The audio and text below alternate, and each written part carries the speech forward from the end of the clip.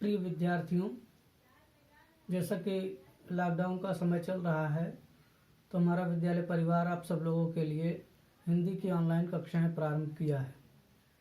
तो जिसमें हम कक्षा 12 की पवन दूती का पाठ का शुभारंभ करने जा रहे हैं।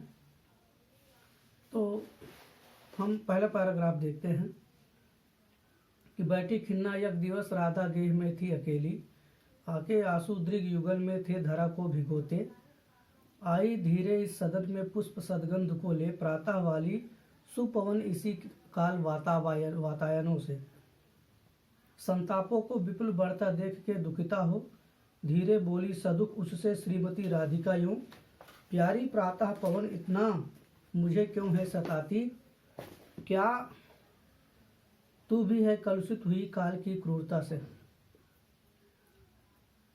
जैसा कि आप जानते हैं कि सबसे पहले हमें संदर्भ जानना पड़ता है। तो संदर्भ का मतलब होता है सम और दर्भ, और सम का मतलब होता है बराबर या पूरी तरह से, और दर्भ का मतलब होता है परिचय कराना। तो इसका मतलब है कि संदर्भ माने किसी भी पद्यांश का परिचय कराना, किसी भी पद्यांश का परिचय कराना, उस पद्यांश के बारे में जानना कि यह पद्यांश कहाँ से और कैसे लिया गया है। तो हम अयोध्या सिंह उपाध्याय द्वारा रचित पवन दूती का पाठ से इसका संदर्भ है। और प्रसंग के बारे में यह है कि राधिका की जो मनोदशा है, उनके मन में क्या भाव उत्पन्न हो रहा था, उसका यहाँ पे वर्णन है। और राधा जी अपने घर में बिल्कुल अकेली बैठी हैं और वो सोच रही हैं कि, और बैठी खिन्ना यक दिवस गेह में थी अकेली। राधिका जी अपने घर में बिल्कुल अकेली, शांत, और खिन्ना का मतलब होता है दुखी होकर के, निराश होकर के, उदास होकर के।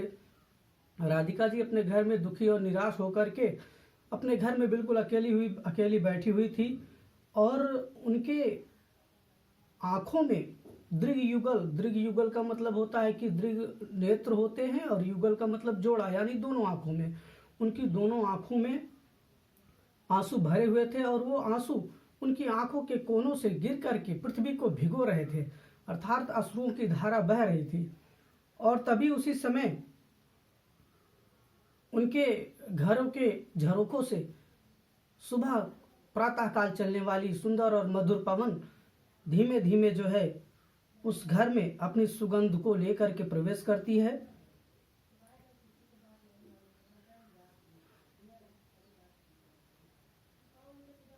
जब वायु उसके घर में प्रवेश किया तो उनका जो दुख था वो और तेजी से बढ़ने लगा।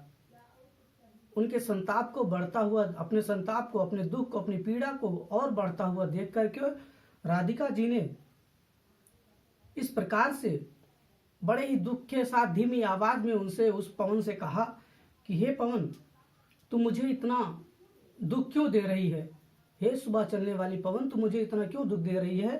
क्या आज जो मेरा समय मेरे साथ जिस तरह की निर्दयतापूर्ण व्यवहार कर रहा है, क्या इस समय की निर्दयता के साथ तेरा मन भी कलुषित और दूषित हो गया है? तू भी मेरे साथ निर्दयतापूर्ण व्यवहार कर रही है। उसके बाद हम इसमें काव्यगत सौंदर्य के बारे में जानना चाहेंगे। काव्यगत सौंदर्य में जो भाषा है वो बिल्कुल खड़ी बोली हिंदी है, और अलंकार व्यंजना में मानवीकरण, और मानवीकरण अलंकार का मतलब मैंने अपने बच्चों को काफ़ी अच्छी तरह से समझाया है कि जहाँ पर प्राकृतिक सौंदर्य की बात होती हो या प्रकृति की सुंदरता का वर्णन जहाँ किया जाता हो और प्रकृति के बारे में बताया जाता हो, वहाँ पर मानवीकरण अलंकार का प्रयोग होता है। तो यहाँ पर वायु का और राधिका जी के दुख का वर्णन है, तो यहाँ पर जो है मानवीकरण अलंकार है। और उसके साथ साथ रस में तो राधिका जी, अब यहाँ पर वियोग रस का वर्णन हो रहा है, तो ये श्रृंगार रस के भेद के अंतर्गत आता है। तो वियोग श्रृंगार रस यहाँ पर इस पद्यांश में है। और शब्द शक्ति, शब्दों के अंदर जो क्षमता होती है उसको शब्द शक्ति कहते हैं। तो शब्द शक्ति इसमें जो है मैंने 3 प्रकार की शब्द शक्तियाँ बताया था, अभिधा, लक्षणा और व्यंजना।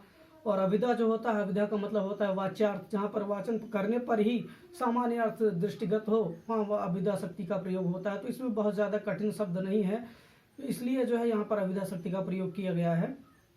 और इसके साथ साथ गुड़ जो है प्रसाद है यहाँ पर। तो मैंने गुड़ों के बारे में बताया था। तो ओज, प्रसाद और माधुर्य गुड़, ये 3 प्रकार के गुड़ होते हैं। और ओज गुड़ ज़्यादातर बीरस के लिए होता है, और प्रसाद गुड़ जो है शांत रस और श्रृंगार रस के लिए होता है। और माधुर्य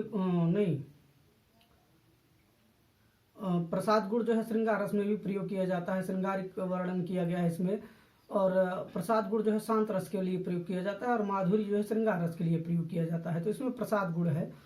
और छंदों के बारे में इसमें मंदाक्रांता छंद का प्रयोग किया गया है, और मंदाक्रांता छंद के बारे में भी हमने बताया है। तो देखते हैं अगला पैराग्राफ कि मेरे प्यारे नव जलद से जाके आए न मधुबन से और न भेजा संदेशा, मैं रो रो के प्रिय विरह से बावली हो रही हूँ। जाके मेरी सब दुख कथा तू श्याम को सुना दे। जो ही मेरा भवन तज तू अल्प आगे बढ़ेगी, शोभा वाली सुखद किन्नी मंज कुंजे मिलेंगी। प्यारी छाया मृदुल स्वर से मोह लेंगी तुझे वे, तो भी मेरा दुख लख वहाँ जाना विश्राम लेना। अब इसमें संदर्भ तो आप जान ही चुके हैं। और प्रसंग के बारे में आप देखेंगे कि राधा जी जो है पवन को दूत बना करके श्री कृष्ण के पास भेजती हैं, और वह पवन से मार्ग में जितने भी सुंदर दृश्य हैं उनका वर्णन करते हुए उनको आश्वासन देते हुए कहते हैं कि अगर तुम्हें रास्ते में कोई भी मनोहारी, तुम्हारे मन को अच्छी लगने वाली कोई भी चीज़ तुम्हारे रास्ते में रुकावट पैदा करती है, बाधा पैदा करती है, तो तुम उससे उस पर मोहित होकर के रुकना मत। तुम केवल अब जो मैंने संदेश भिजवाया है, तुम उस संदेश को जो है श्री कृष्ण के पास ले जाकर के पहुंचा देना।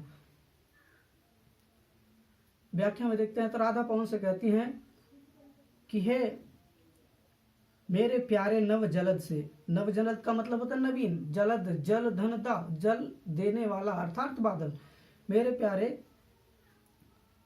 नवीन बादलों के समान, और कंज से, कंज का मतलब होता है तिरछा।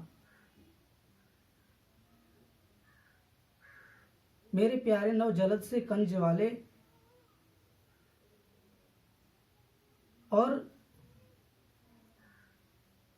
कंज तिरछा या कंज से, अब समान का रूप है तो कमल के समान, कि मेरे प्यारे नवीन बादलों के समान, बादलों की तरह नवीन बादलों जैसी सुंदरताओं वाले और कमल जैसे नेत्रों वाले मेरे प्रियतम श्री कृष्ण के पास जा करके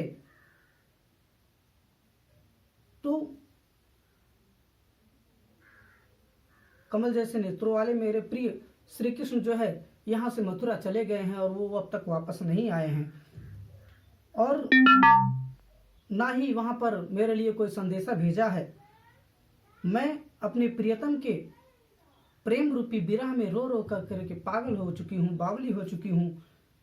इसलिए मैं तुझसे इतनी विनय कर रही हूँ कि तू जो मेरी दुख भरी कहानी है, जो मेरी व्यथाएं हैं, जो मेरी पीड़ाएं हैं, उन पीड़ाओं को तुम उनके पास चली जा और मेरी सारी पीड़ाएं उनको बता दे।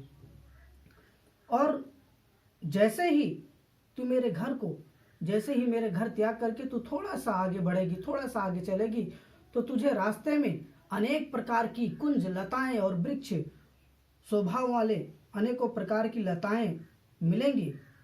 वह अपनी सुंदर आवाज से और अपनी कोमल छाया से तुझको मोहित कर लेंगी, तुम्हें अपनी तरफ आकर्षित कर लेंगी। लेकिन तुम्हें मेरे दुख का ध्यान कर लेना है, तुम्हें मेरे दुखों का अंदाजा कर लेना है, और वहाँ मेरे दुखों का अंदाजा करके वहाँ रुकना नहीं है।